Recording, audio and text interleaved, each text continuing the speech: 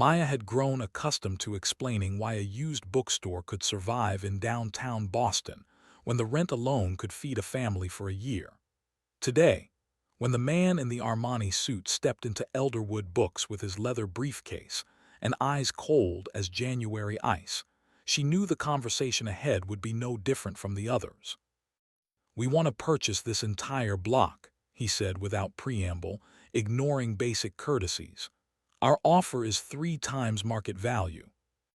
Maya smoothed the page of the book she'd been reading, a worn copy of Anne of Green Gables with penciled notes in the margins, faded observations that Eleanor Whitmore had written 50 years ago. "I'm afraid the bookstore isn't for sale." The man's gaze swept across the cramped space, from the oak bookshelves that had weathered decades to the leather armchair where Mrs. Kowalski sat reading every afternoon, then settled on the small sign hanging beside the register. "Books are dreams you hold in your hands, E.W." Something shifted in his expression, like a door cracking open. Maya set down the book, her fingers unconsciously tracing the handmade bookmark that peeked from its pages, a strip of faded blue construction paper with careful crayon lettering that spelled, "For Mrs. E. Love, Nikki." The bookmark had been tucked inside when she'd inherited the store 3 months ago, along with Eleanor's cryptic note about keeping the stories alive for those who need them most. "Miss," the man's voice had lost some of its corporate edge. "Walsh, Maya Walsh." She stood, matching his height despite the disadvantage of her second-hand sweater against his tailored perfection. "And you're here because Sterling Development wants to turn this block into luxury condos that no one in this neighborhood can afford." Nicholas Sterling. He extended a hand, and she noticed the way his fingers hesitated slightly, as if he wasn't quite sure of the gesture himself. "I prefer to think of it as urban renewal." "Funny, I prefer to think of it as erasure." The afternoon light streaming through the front windows caught the dust motes dancing between them, and Maya caught something unexpected in his face, not the practiced charm of a businessman, but genuine curiosity. He was studying the bookmark in her hand with an intensity that made her pulse quicken. "That bookmark," he said quietly, "where did you get it?" Before Maya could answer, the bell above the door chimed. An 8-year-old Emma Rodriguez bounded in with her backpack sliding off one shoulder and chocolate smudged on her cheek. She stopped short when she saw Nicholas, her dark eyes widening. "Maya, is this man trying to buy our bookstore?" Emma's voice carried the righteous indignation only a child could muster. "He's exploring options," Maya said carefully, watching Nicholas's face. Something had changed completely. The corporate mask had slipped, revealing a vulnerability that made him look younger, almost boyish. Emma marched up to Nicholas with the fearlessness of someone who had grown up thinking adults were fundamentally reasonable people. "Did you know that Mrs. Eleanor used to read to kids here every Tuesday? She had a special chair just for story time, and she made cookies shaped like the characters. She said books were magic, and magic shouldn't be torn down for fancy apartments." Nicholas stared at Emma as if she were speaking a foreign language. His hand moved unconsciously to his jacket pocket, the gesture so subtle Maya almost missed it. "Mrs. Eleanor," he repeated slowly, "Eleanor Whitmore." "You knew her?" Emma's face lit up. "She used to tell us about all the kids she taught to read. There was this one boy named Nicky who was really sad, and she helped him feel better with stories about brave kids who went on adventures." The color drained from Nicholas's face. Maya watched, fascinated, as 31 years of careful composure cracked like ice in spring. She looked down at the bookmark in her hand, then back at the man whose entire posture had changed, shoulders slightly hunched as if protecting himself from a blow. "Emma," Maya said gently, "why don't you pick out a book for tonight? Mrs. Martinez won't be here to get you for another hour." Emma nodded and skipped toward the children's section, leaving Maya and Nicholas in a silence that felt charged with unspoken recognition. Maya held up the bookmark, studying the careful crayon letters. "Nicky," she said, not quite a question. Nicholas's jaw tightened. I should go. My assistant will call about scheduling another meeting to discuss terms. But he didn't move toward the door. Instead, he stood frozen, staring at the bookmark as if it held the answer to a question he'd forgotten he was asking. Maya found herself stepping closer, drawn by the sudden fragility in this man who had walked in like he owned the world. She saved everything, you know, Maya said softly. Alina, every drawing, every thank you note, every little gift from the kids she helped. She had boxes of them upstairs, all carefully labeled with dates and names. Nicholas's breath caught audibly. I need to think about this. About buying the building. About everything. He turned to leave, then paused at the door. The bookmark, could I see it, just for a moment? Maya walked over and held it out to him. When his fingers brushed hers taking it, she felt the slight tremor in his hand. He studied the childish handwriting for a long moment, his thumb tracing over the faded crayon letters. I made this when I was 10, he said, so quietly she had to lean in to hear him. My mother had just died and I couldn't sleep. Alina taught me that books could be better than dreams because you could hold onto them when you woke up. Emma's voice drifted from the children's corner, where she was reading aloud to herself in the exaggerated character voices Alina had taught her. Nicholas handed the bookmark back to Maya with the reverence of someone returning a relic. Miss Walsh, he said, his formal tone restored but somehow gentler, I'll be in touch. As the door closed behind him, Maya sank into Alina's old chair behind the register, the bookmark still warm from his touch.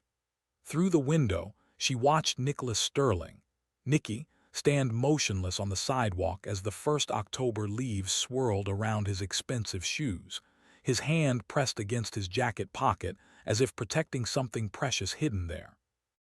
Emma appeared at her elbow, clutching a copy of The Secret Garden. Maya, that man looked like he'd seen a ghost.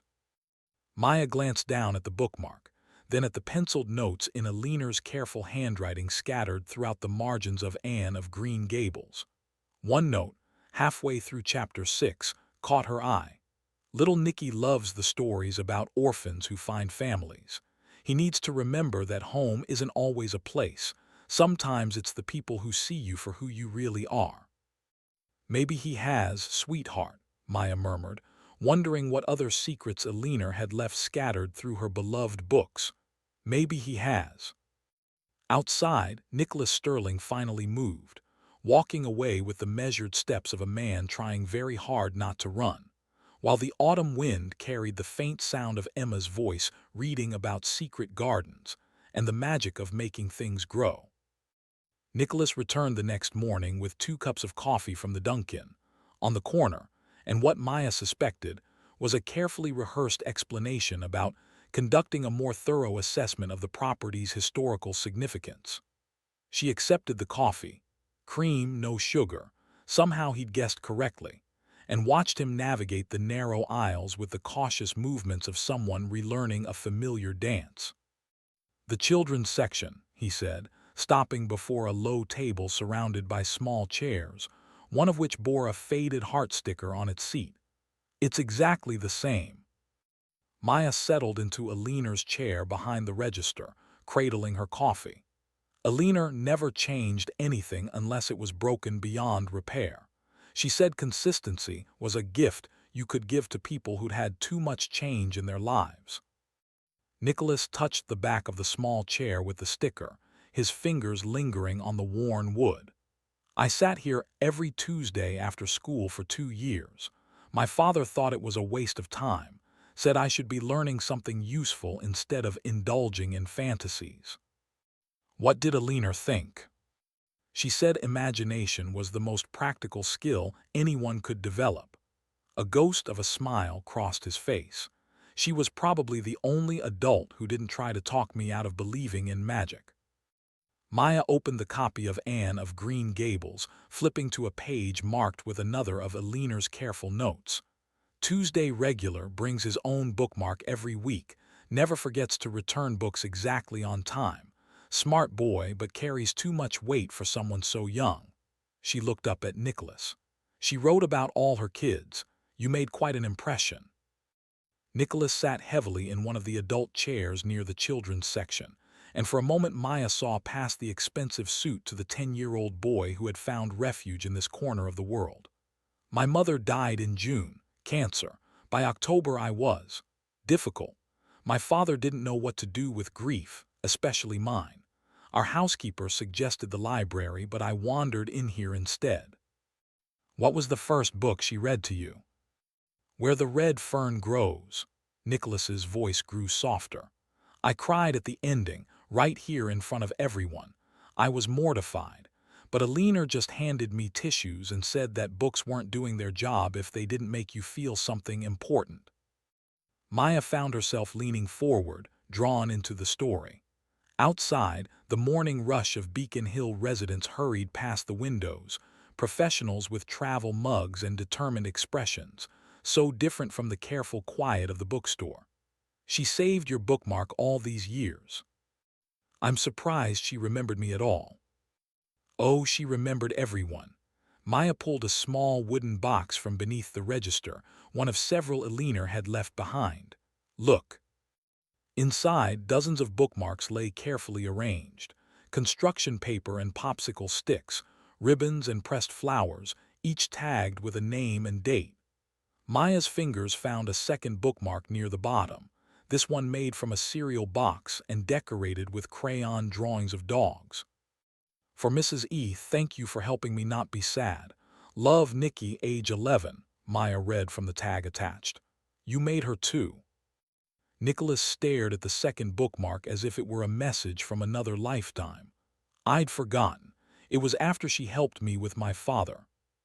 What happened? He found out I was coming here, said it was beneath a sterling to spend time in some charity case establishment. He forbade me from returning. Nicholas's jaw tightened at the memory. Alina showed up at our house the next day. Maya could picture it. Tiny Alina Whitmore marching up to the Sterling mansion on Louisburg Square, armed with nothing but righteous determination and probably a plate of homemade cookies. What did she say to him? I never knew exactly, but afterward my father signed me up for a library card and told me I could visit educational establishments twice a week, provided I maintained my grades. Nicholas's smile was rueful. Alina had a way of making people see reason without them realizing they'd been outmaneuvered.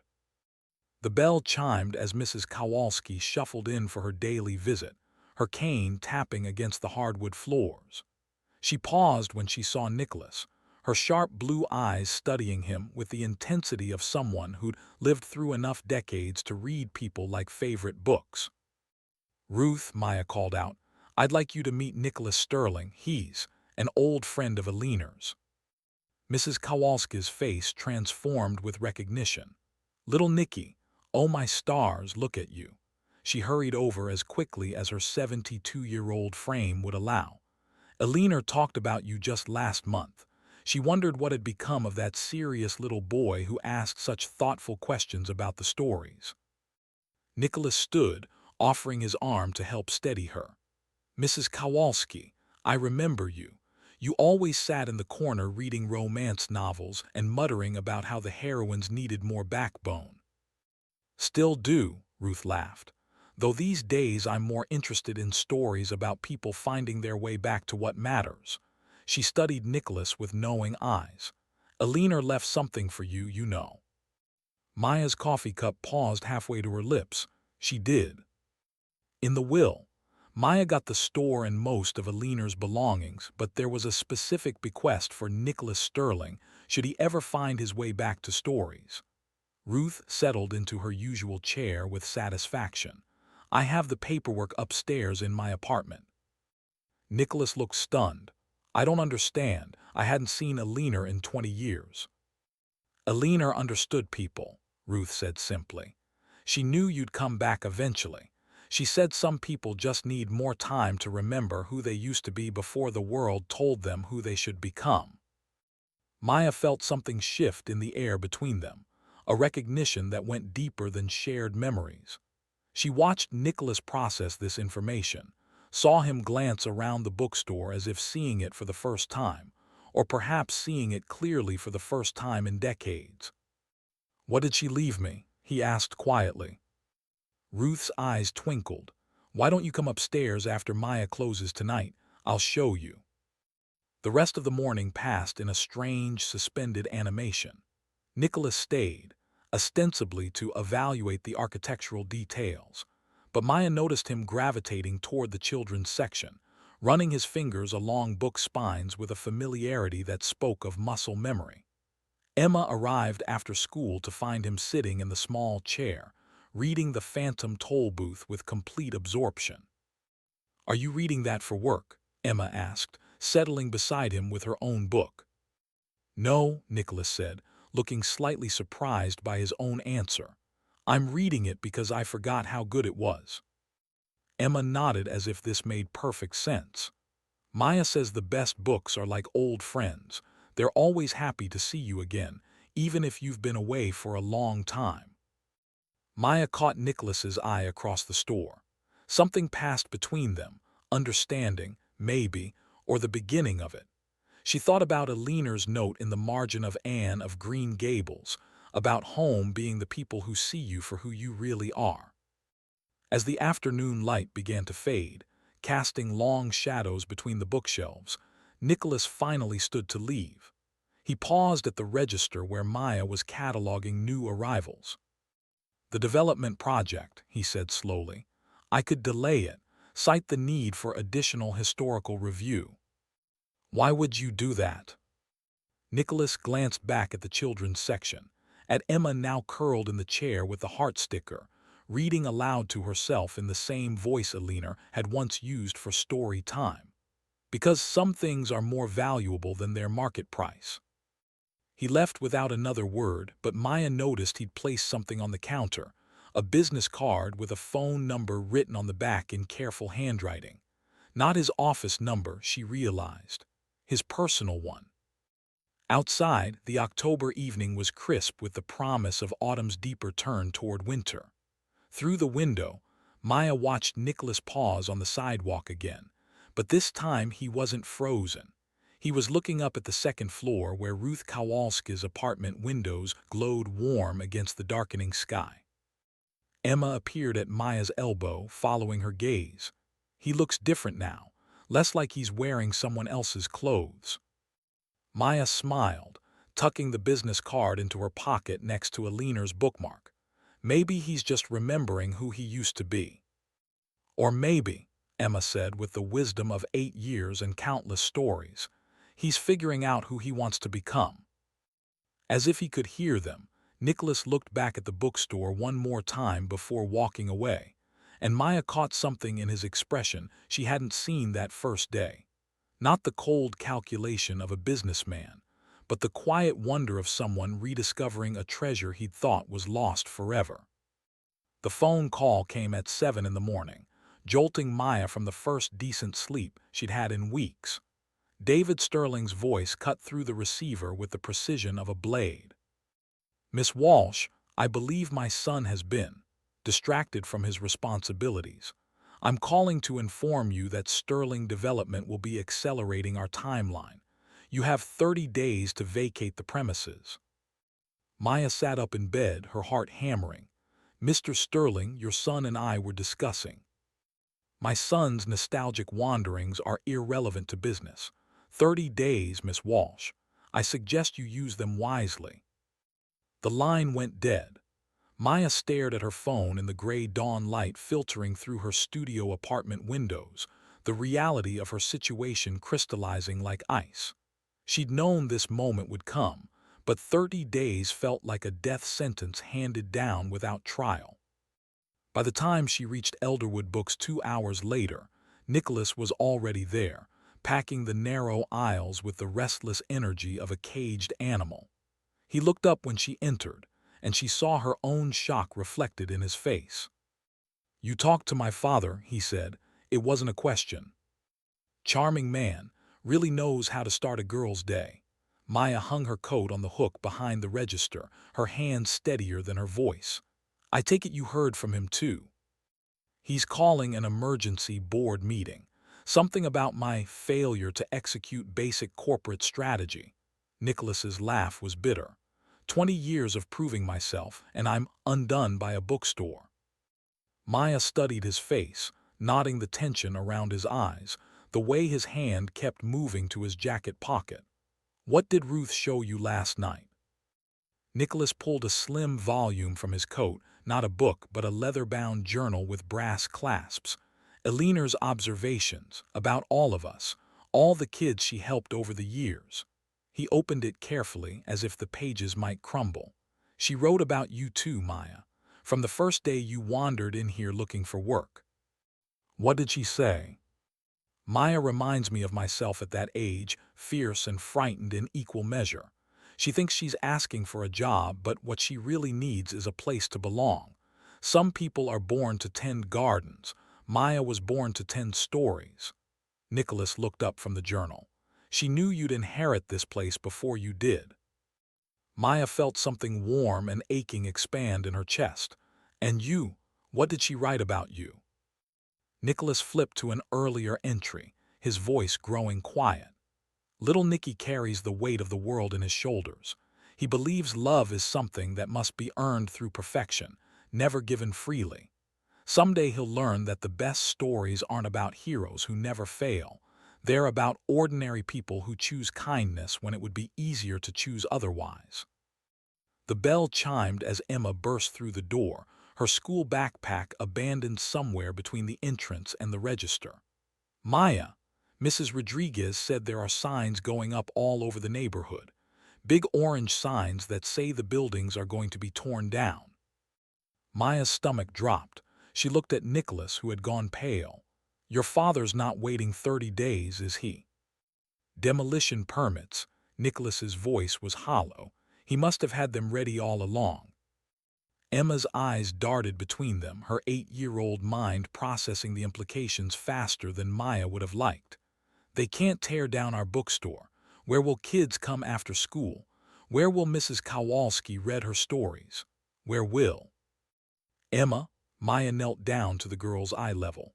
Sometimes grown-ups make decisions that don't seem fair, but that doesn't mean we stop fighting for what matters. But how do we fight someone with lots of money and big machines? Nicholas surprised them both by answering. The same way Eleanor did, with stories and stubbornness, and people who care more about what's right than what's easy. Emma brightened, like David and Goliath. Exactly like that. Nicholas closed Eleanor's journal carefully. Maya, I need to tell you something. About the development project, about what my father really has planned for this block. Maya stood, bracing herself. How bad is it? 32 luxury condominiums starting at $2.8 million each. Underground parking, rooftop gardens, concierge service.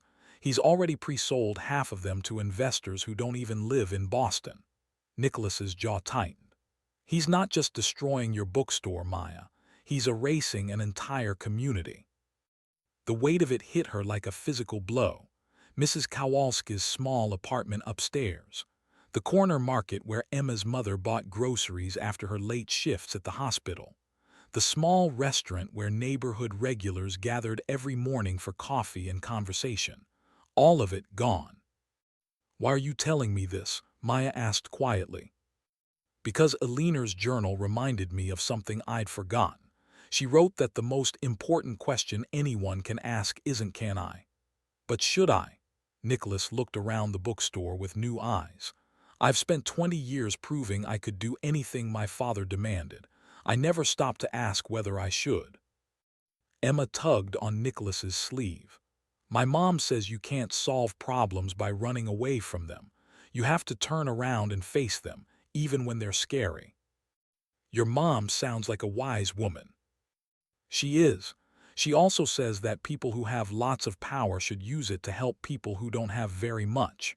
Emma fixed Nicholas with a steady gaze that was remarkably adult. Do you have lots of power, Mr. Nicholas? Some, he admitted. Then you should help us save the bookstore. Maya watched this exchange with growing amazement. Emma's direct honesty seemed to cut through all of Nicholas's complicated defenses, reaching something essential underneath. She saw him truly see the 8-year-old girl for the first time, not as a charming interruption, but as a person with her own stake in this fight. Emma's right, Maya said slowly. But helping us means standing up to your father. It means risking everything you've worked for. Nicholas was quiet for a long moment, his gaze moving from Emma's expectant face to the children's corner where he'd once found solace, to the bookmark still visible in Maya's copy of Anne of Green Gables. When he spoke, his voice was steadier than it had been all morning. My father taught me that business was about winning at any cost, but Alina taught me that some things are worth more than winning. He looked directly at Maya. I want to help, but I need you to know what you're asking of me. I'm not asking anything of you. Aren't you? Nicholas stepped closer, close enough that Maya could see the flecks of gold in his brown eyes. Because every time you look at me, I remember who I used to be before I learned to stop caring about anything that couldn't be quantified in quarterly reports. The air between them charged with unspoken possibility. Maya felt her breath catch as Nicholas reached out to touch the bookmark protruding from her book, his fingers brushing hers in the process. Maya, he said softly, and her name on his lips sounded like a question and an answer all at once. Emma's voice broke the spell. Are you two going to kiss? Because Mrs. Rodriguez says that's what happens in all the best stories right before the really good part. Maya felt heat flood her cheeks, but Nicholas laughed, the first genuine laugh she'd heard from him. What do you think, Emma? Is this the really good part? I think, Emma said with the solemnity of someone far older than 8, that this is the part where the brave people decide to be brave together. Nicholas's hand covered Maya's completely now, both of them holding Alina's bookmark. Together, he repeated, and Maya heard the promise in it. Outside, the October wind rattled the windows as if testing their resolve. But inside Elderwood Books, surrounded by stories of courage and love and the kind of magic that happened when ordinary people chose to care about each other, Maya felt something she hadn't experienced in months: hope. 30 days, she said. 30 days, Nicholas agreed, but we're not giving up without a fight. Emma clapped her hands together. I'll tell everyone at school, and Mrs. Rodriguez knows lots of people who love this place, and Mrs. Kowalski says she's been making trouble longer than I've been alive. As if summoned by her name, Ruth Kowalski appeared in the doorway, her cane tapping an urgent rhythm against the floor. I heard about the signs, she said without preamble. Also heard David Sterling's been making phone calls all over town, trying to pressure the city council. What kind of pressure? Maya asked, though she suspected she didn't want to know the answer. The financial kind. He's threatening to pull Sterling Development's funding from 3 major city projects if anyone interferes with his timeline. Ruth's eyes were sharp with anger. That man's forgotten that some things can't be bought. Nicholas's expression had gone cold in a way that reminded Maya uncomfortably of their first meeting. But this time, the coldness seemed directed outward, toward an enemy rather than a shield against the world. He's underestimating his opposition, Nicholas said quietly. Are we his opposition? Maya asked. Nicholas looked at her, then at Emma, then at Ruth standing defiantly with her cane, then back at the bookstore that had shaped him more than any boardroom ever had. When he smiled, it was sharp-edged and determined. Oh yes, he said, we absolutely are. As the afternoon light began its daily fade toward evening, Maya felt the pieces of a plan beginning to form in her mind. David Sterling might have money and power and political connections, but he'd forgotten the most important lesson Alina Whitmore had taught, that the strongest foundations were built not on wealth, but on the unshakable love of people who refused to let precious things disappear without a fight. The real battle was just beginning. The summons came at dawn on Friday, not a phone call this time, but a formal letter delivered by courier. Maya found it slipped under the bookstore's door when she arrived for opening, her name written in the same precise script she recognized from the demolition notices now posted throughout the neighborhood. Miss Walsh, your presence is requested at Sterling Development Headquarters today at 10 a.m. This concerns a matter of mutual interest regarding your current tenancy. David Sterling. Maya stared at the letter, her coffee growing cold in her hands. Through the window, she could see the orange demolition signs that had appeared overnight like warning flags, not just on her building, but on every structure for 3 blocks. The corner market, the small restaurant where she sometimes grabbed lunch, Mrs. Kowalski's building, all marked for destruction. Nicholas arrived 20 minutes later, his usually perfect appearance disheveled, his tie askew.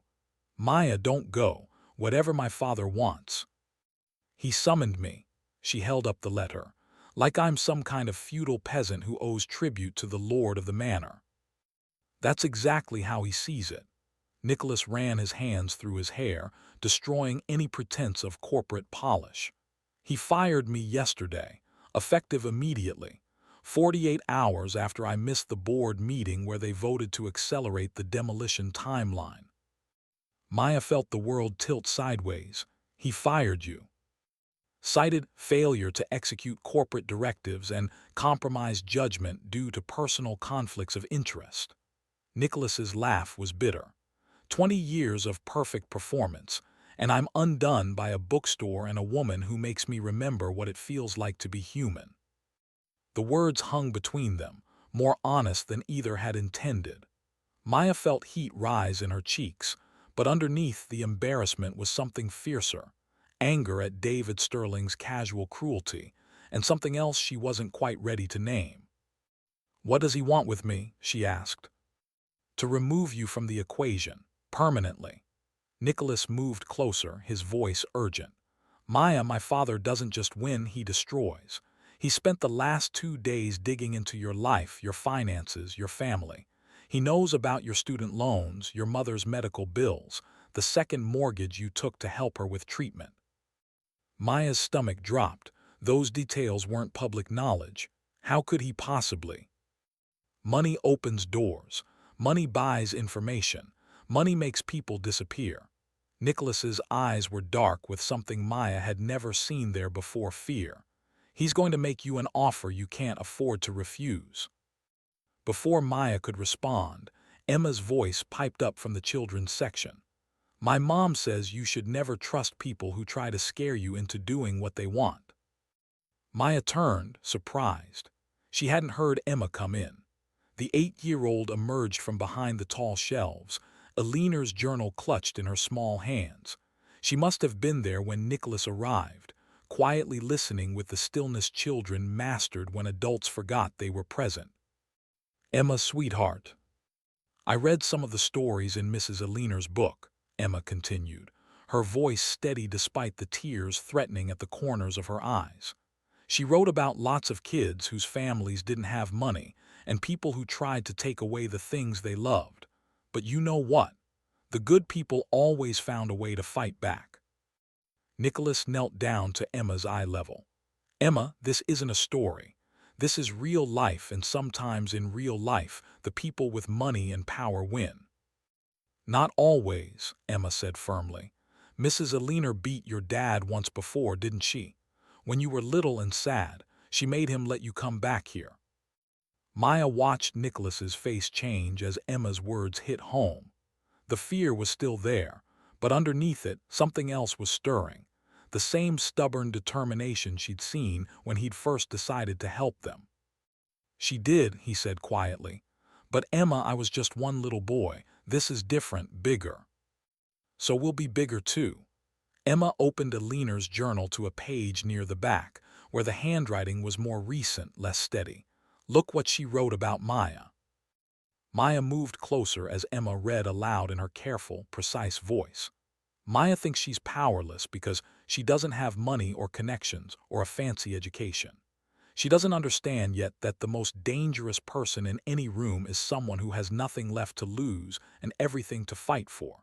Someday she'll learn that David Sterling's money can't buy the one thing that matters most, a community that refuses to be broken.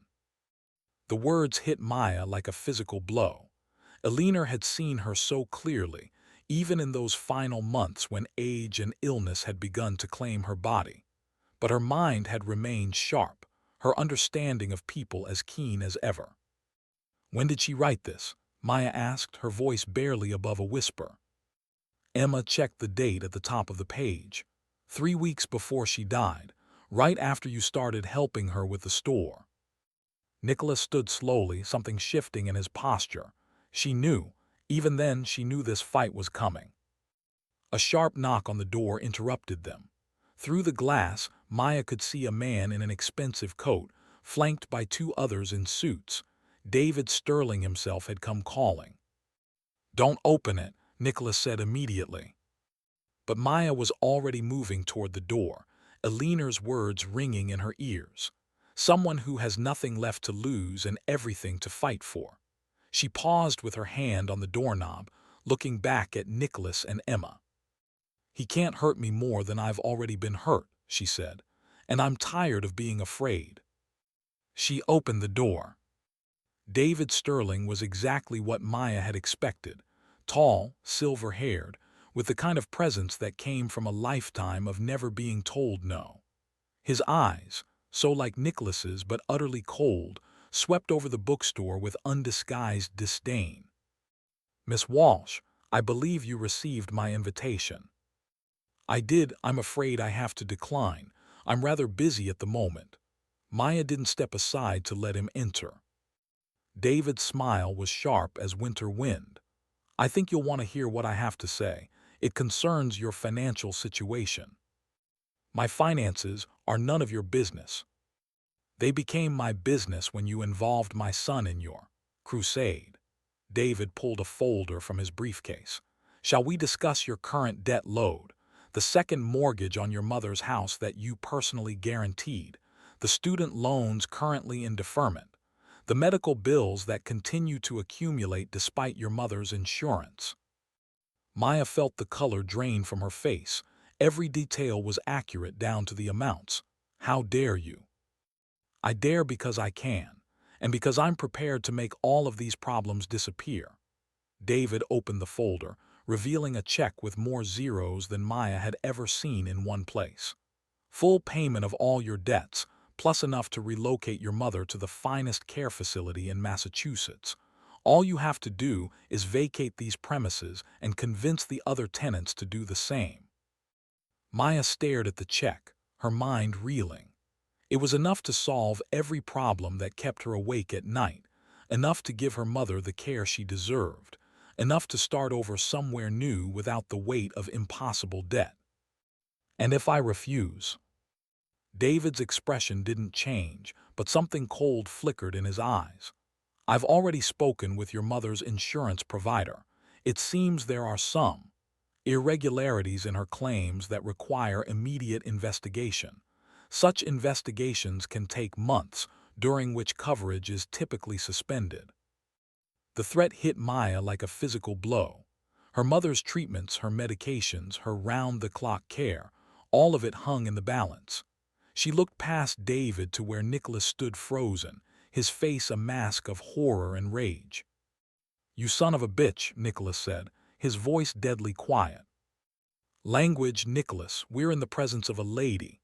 David turned back to Maya, his smile pleasant and terrifying. "Miss Walsh, do we have an agreement?" Maya's hands shook as she looked at the check again. Behind David, she could see Emma watching with wide eyes, Eleanor's journal still clutched in her small hands. She thought about her mother, alone in the care facility, dependent on treatments that could disappear with a single phone call. She thought about Mrs. Kowalski and the corner market owner, and all the other people who would lose their homes because of David Sterling's greed. And she thought about Eleanor's words, someone who has nothing left to lose and everything to fight for. "Mr. Sterling," Maya said, her voice steadier than she felt, "you've made one crucial miscalculation." "And what's that?" "You assume I'm fighting for myself." Maya handed the check back to him without a second glance. But I'm not. I'm fighting for every person you've decided doesn't matter. And you know what I've learned about people you've decided don't matter. David's confidence flickered for the first time. What? We tend to stick together. Maya stepped back and slammed the door in his face, her heart pounding so hard she thought it might burst. Through the window, she watched David Sterling's face transform with fury as he realized he'd been dismissed by someone he'd considered beneath his notice. Nicholas stared at her in amazement.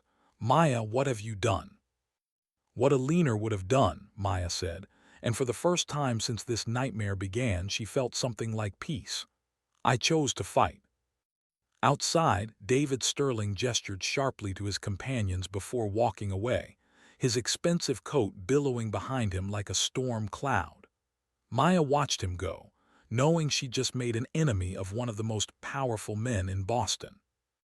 But inside the bookstore, surrounded by Alina's books and Emma's faith and Nicholas's dawning admiration, she felt something she'd never experienced before: the terrifying, exhilarating freedom of someone who had finally stopped being afraid. What happens now? Emma asked quietly. Maya looked at Nicholas, seeing her own determination reflected in his eyes. Now we find out if a bookstore can take down an empire.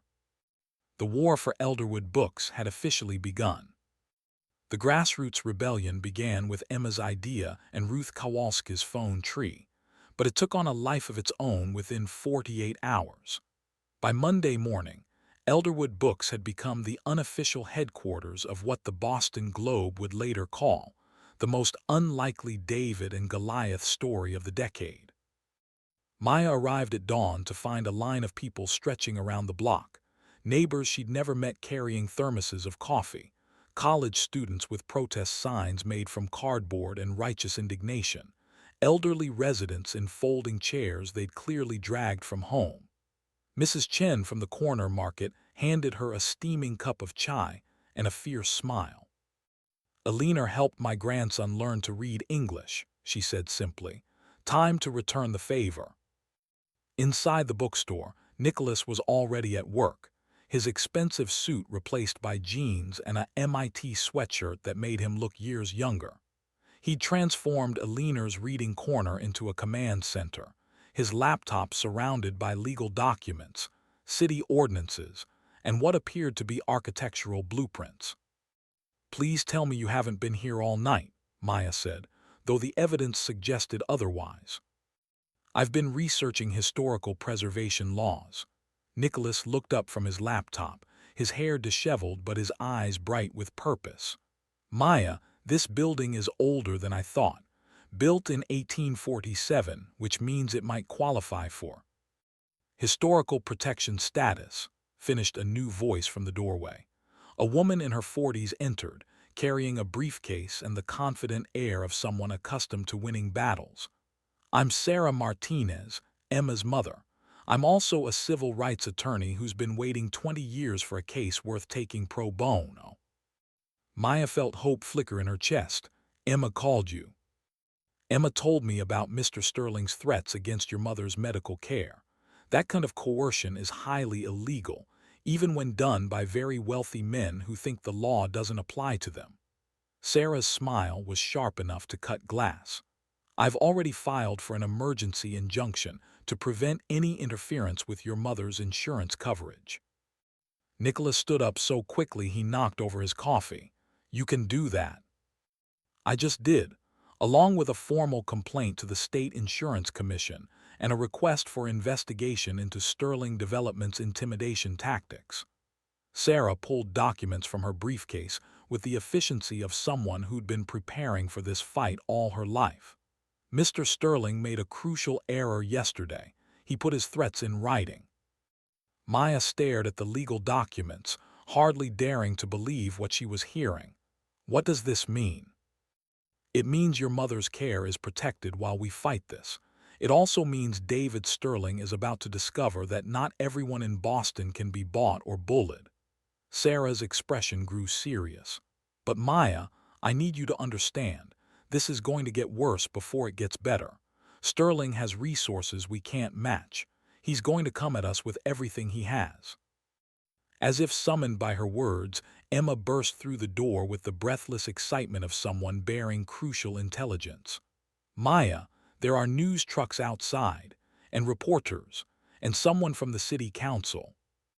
Through the front windows, Maya could see the media circus gathering, cameras, microphones, and the organized chaos that surrounded any story with the potential to capture public imagination.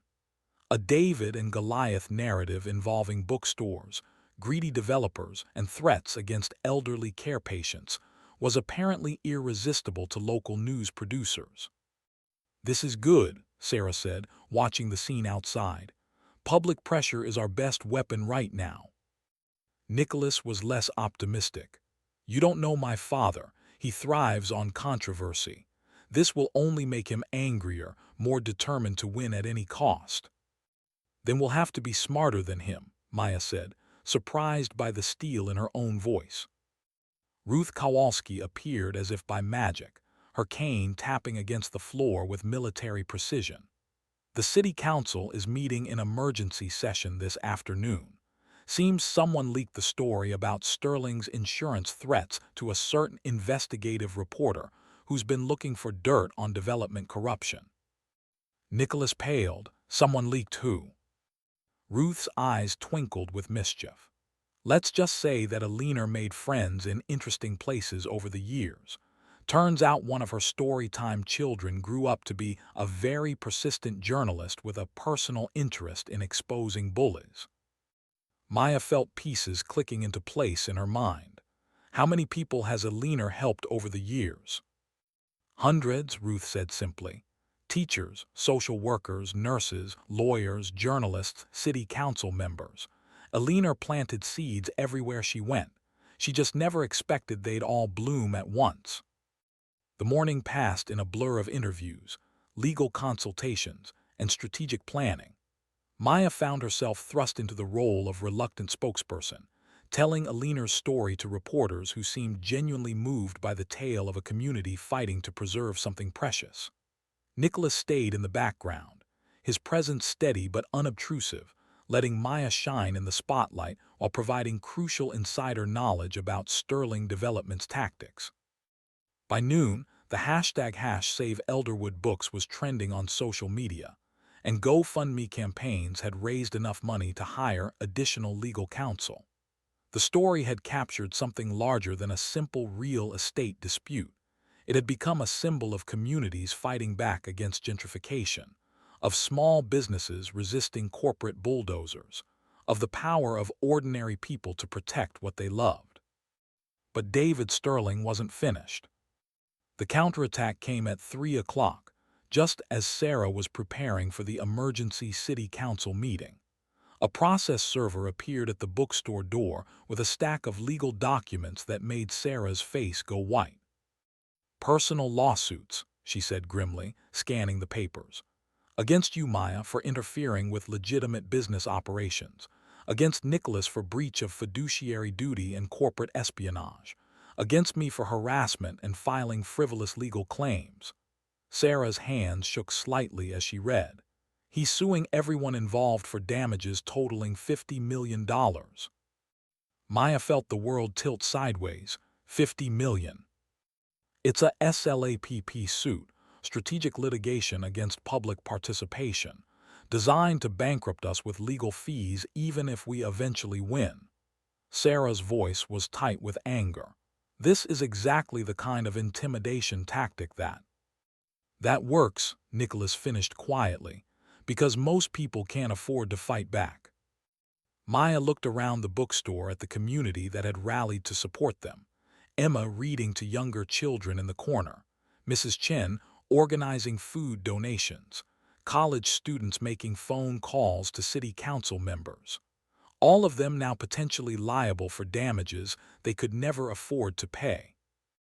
"He's going to destroy everyone who tried to help us," Maya said, the realization hitting her like a physical blow. "Not everyone," said a familiar voice from the doorway.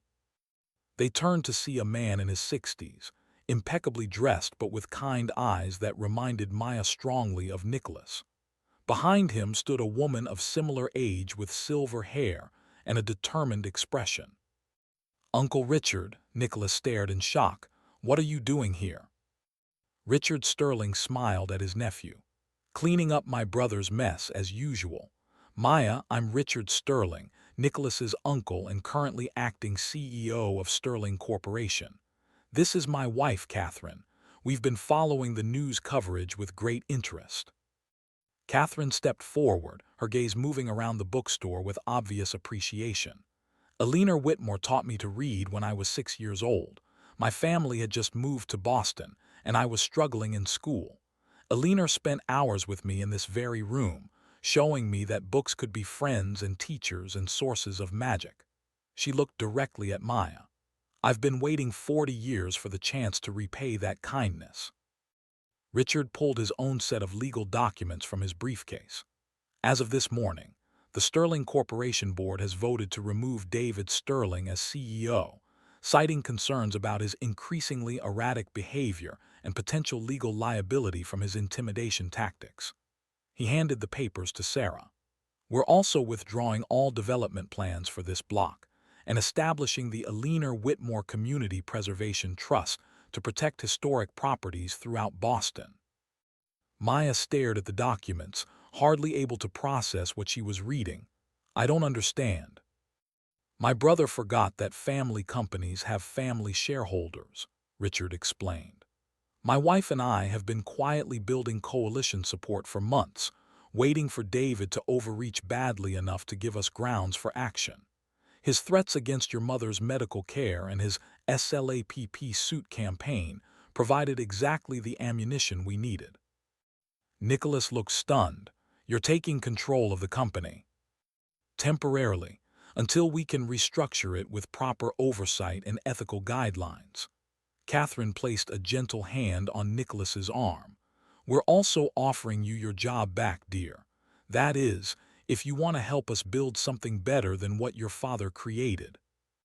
Emma's voice piped up from the reading corner. "Does this mean we get to keep our bookstore?" Richard Sterling knelt down to Emma's eye level, his formal demeanor softening completely. "It means you get to keep your bookstore forever, sweetheart. We're going to make sure of it." The celebration that followed was unlike anything Maya had ever experienced.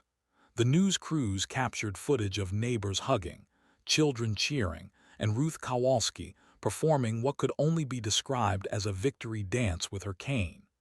Sarah tore up the SLAPP suit papers with ceremonial flourish, while reporters captured every dramatic moment. But for Maya, the most important moment came later, as the crowds were dispersing and the sun was setting over Boston. She found Nicholas sitting quietly in Eleanor's chair behind the register, Eleanor's journal open in his lap.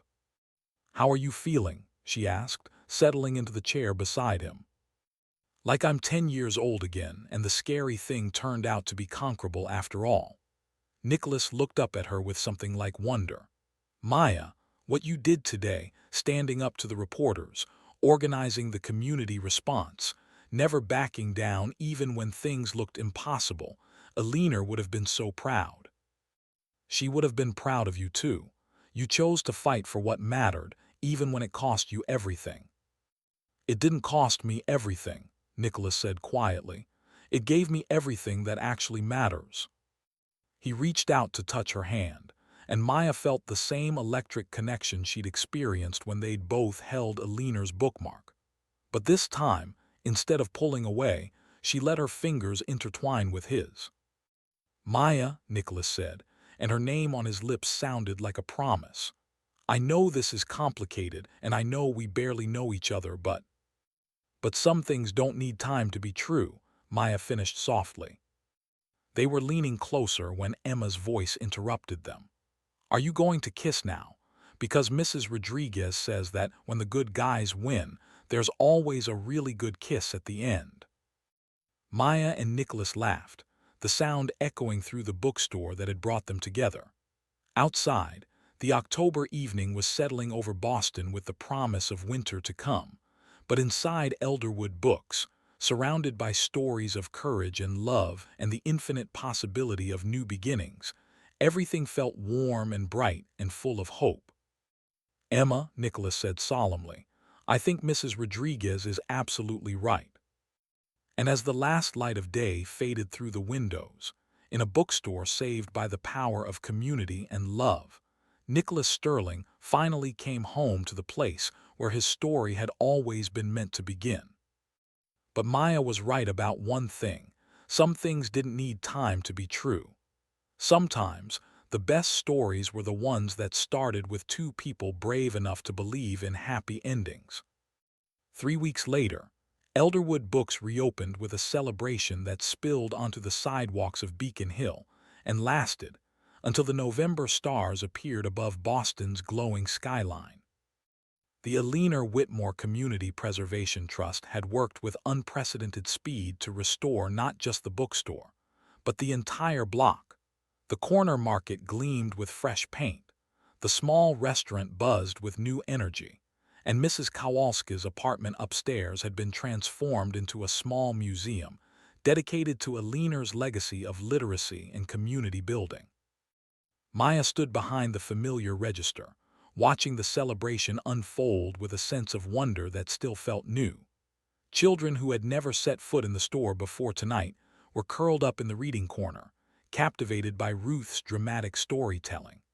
College students browsed the expanded local authors section while sipping coffee from the new cafe corner Nicholas had insisted on installing. Even the mayor had stopped by earlier, posing for photos and praising the triumph of grassroots democracy over corporate intimidation. But the moment Maya had been waiting for came near sunset, when the crowds began to thin, and she spotted Nicholas near the children's section, talking quietly with Emma.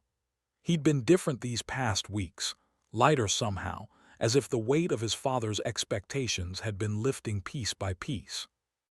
Tonight he wore jeans and a sweater instead of his usual suit, and Maya caught herself staring at the way the soft light from the reading lamps made him look younger, more like the 10-year-old boy who had once found refuge in this same corner. "Maya," Emma's voice pulled her from her observations, "Mr. Nicholas has something special to show us." Nicholas looked up, catching Maya's eye with a smile that made her pulse quicken. In his hands, he held a small wrapped package tied with the same faded blue ribbon that Eleanor had used for gift wrapping during story time. "Ruth found this in Eleanor's desk upstairs," Nicholas said, walking over to join Maya at the register. "It's addressed to both of us." Maya took the package with trembling fingers, nodding the careful script on the attached card. "For Maya and Nikki, the inheritors of small joys and the keepers of future stories. To be opened when the bookstore is safe and the heart is ready to begin again. With all my love, Eleanor." "She knew," Maya whispered. "Somehow she knew we'd find each other." "Eleanor always was spookily good at reading people," Ruth called out from the storytelling corner, not bothering to hide her eavesdropping. "Open it, dear. I've been dying of curiosity for 3 weeks." Maya carefully untied the ribbon, aware that the entire remaining gathering, Emma, Ruth, Mrs. Chen, Sarah Martinez, and several others, had quietly gathered around to watch. Inside the wrapping was a small wooden box, the kind Eleanor had always used for her most precious things. Inside the box, nestled in faded tissue paper, were 2 items: a key on a simple chain and a letter in Eleanor's handwriting. Nicholas picked up the key, studying it with curiosity. "What do you think it opens?" Maya unfolded the letter, her voice growing stronger as she read aloud. "My dear ones, if you are reading this, then the universe has unfolded exactly as I hoped it would. Maya, you have discovered that strength isn't about having power over others. It's about having the courage to stand up for what you love. Nikki, you have remembered that the boy who once believed in magic was always the truest version of yourself. The key in this box opens the small hope chest in the apartment upstairs. Inside, you'll find the deed to this building, which I've left to both of you jointly. Not because I think you need to be rescued, Maya. You've proven you can rescue yourself. And not because I think you need redemption, Nikki. Your heart was always good, just temporarily buried under other people's expectations. I'm leaving it to both of you because some stories are meant to be written together. Because the best inheritance isn't money or property. It's the responsibility to keep love alive in the world, one small act of kindness at a time. Use this place well. Fill it with stories and laughter, and the sound of children discovering that books can be doorways to anywhere they dream of going. And remember that every ending is really just a new beginning in disguise. All my love and faith in your bright futures. Eleanor.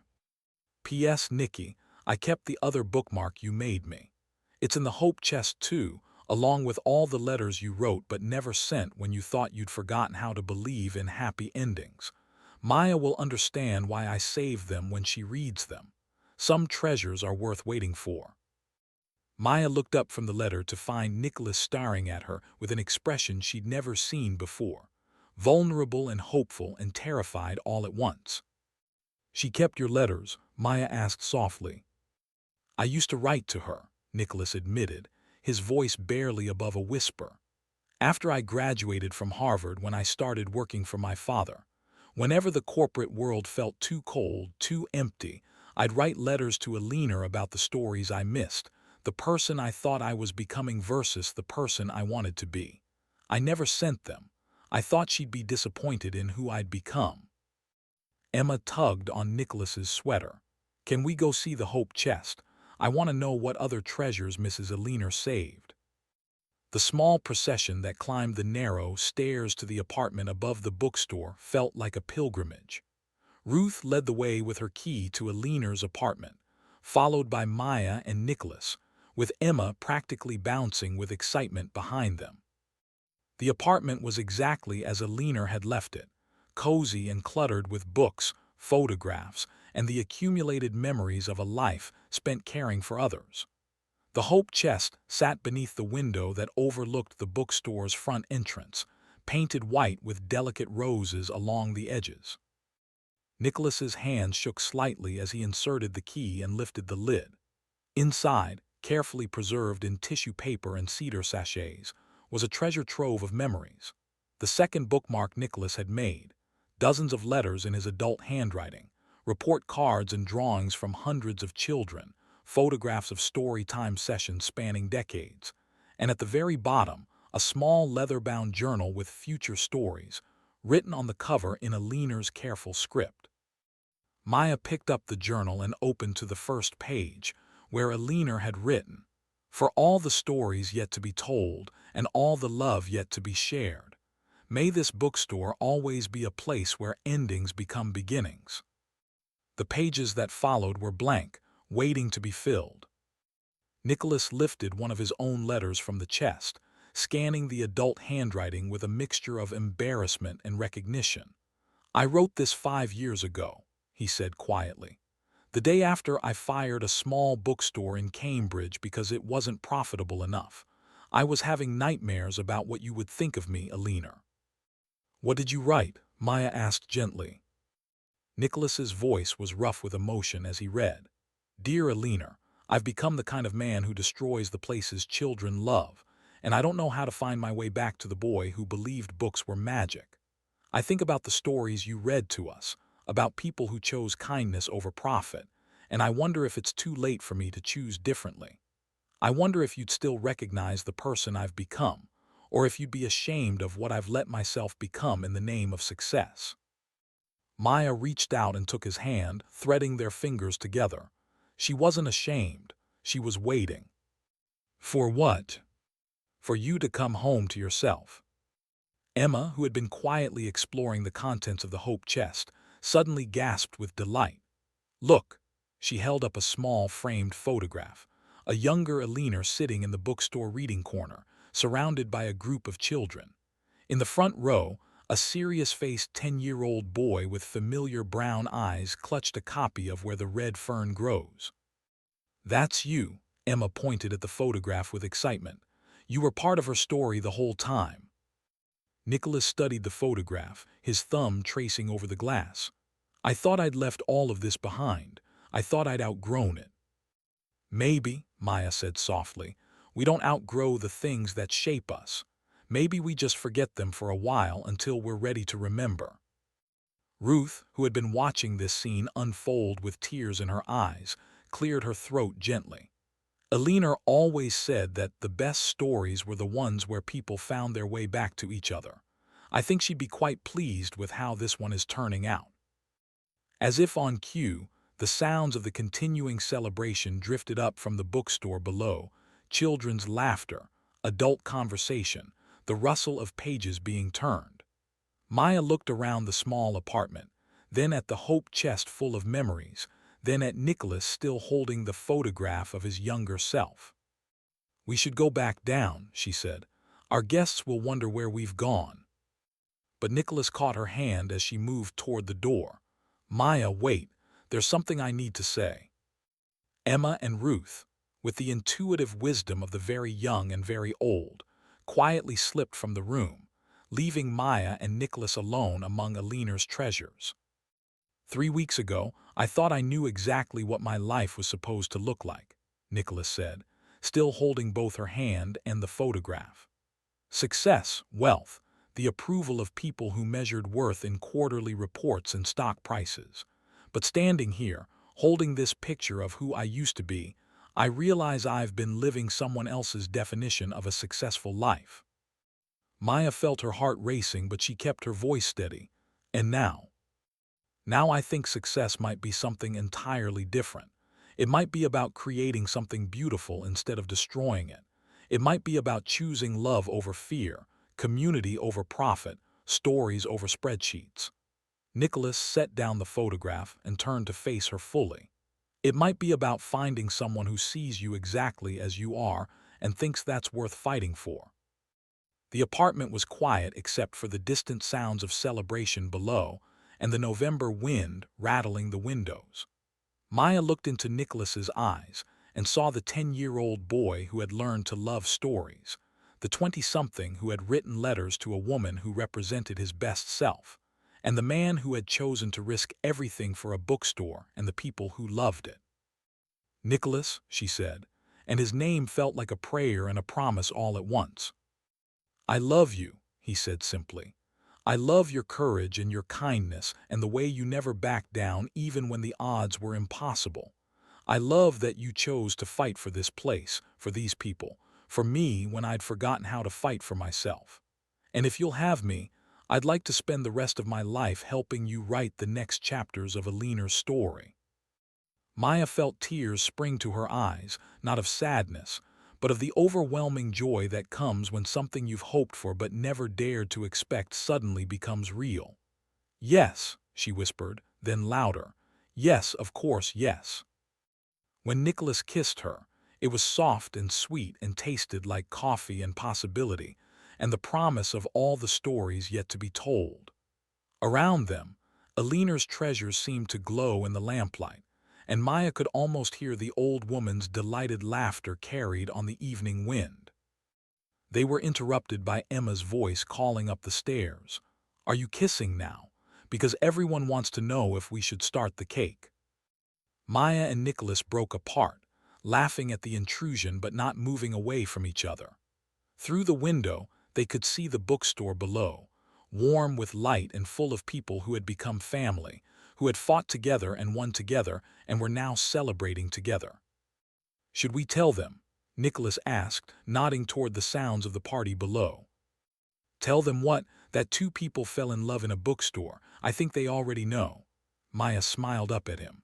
"Besides, the best stories are the ones people get to watch unfold." They made their way back downstairs hand in hand, where the celebration was indeed reaching its crescendo with the cutting of an enormous cake decorated with edible books and the words, "Happy Beginning, Elderwood Books." Emma cheered when she saw their joined hands. Ruth dabbed at her eyes with a handkerchief, and Mrs. Chen started a round of applause that quickly spread through the entire gathering. But the moment Maya would remember years later came as the last guests were leaving, and she and Nicholas were cleaning up, working together in the comfortable rhythm of people who belonged in the same space. Emma had fallen asleep in the reading corner, curled up with Aline's copy of Anne of Green Gables, and Ruth was dozing in her favorite chair with a satisfied smile on her face. Nicholas was shelving the last of the books that had been displaced during the party when he paused, holding Aline's handmade bookmark, the faded blue construction paper with "For Mrs. E. Love, Nicky," written in careful crayon letters. "I think this belongs here now," he said, sliding the bookmark into the new journal Aline had left for future stories. "The first placeholder in our next chapter." Maya watched him close the journal and place it carefully on the shelf behind the register, right next to Aline's old copy of Anne of Green Gables. Outside, the November night was crisp and clear, with stars visible despite the city lights. Inside, the bookstore glowed with warmth and contentment and the promise of all the stories yet to be discovered. "Do you think she knew?" Maya asked, settling into Aline's chair behind the register while Nicholas dimmed the lights. "Do you think she planned all of this?" Nicholas joined her behind the counter, pulling a second chair close enough that their knees touched. "I think Aline understood something most people never figure out, that the best stories aren't the ones we write for ourselves. They're the ones we write for each other, one small act of love at a time." Through the front windows, they could see the freshly painted block that the Aline Whitmore Community Preservation Trust had saved, could see the warm light spilling from windows where families were settling in for the evening, could see the future spreading out before them like pages waiting to be filled. Maya leaned against Nicholas's shoulder, feeling the steady rhythm of his breathing, listening to the comfortable silence of a place that had found its purpose again. In her pocket, Aline's key felt warm against her fingers, not an ending but a beginning, not an inheritance of things but an inheritance of possibility. And in the reading corner, where a little girl slept peacefully surrounded by books and the ghosts of all the children who had found magic in this place before her, Aline's voice seemed to whisper one last story, about love that endures, about communities that heal, and about the extraordinary power of ordinary people to keep beautiful things alive in the world. The inheritance of small joys, passed from one generation to the next, one story at a time.